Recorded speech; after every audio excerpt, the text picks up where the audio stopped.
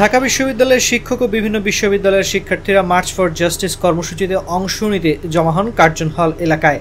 সেখান থেকে তারা হাইকোর্টের দিকে যেতে চাইলে পুলিশ বাধা দেয়। পরে তারা ঢাবি ক্যাম্পাস থেকে শহীদ মিনার এলাকায় বিক্ষোভ করেছেন। বুধবার দুপুর 1:15টার দিকে ঢাকা বিশ্ববিদ্যালয়ের শিক্ষকদের একটি মিছিল হাইকোর্ট অভিমুখে রওনা হলে কার্জন হলের বিপরীত পাশের রাস্তায় পুলিশ তাদের বাধা দেয়।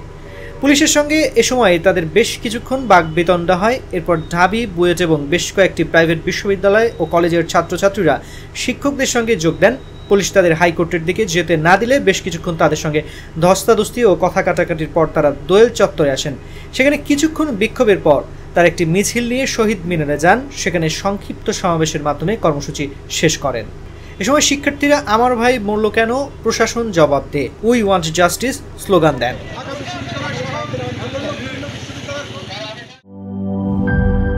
শিয়া বাটার ও ভিটামিন ই সমৃদ্ধ Lily glam beauty soap. Lily, always beautiful.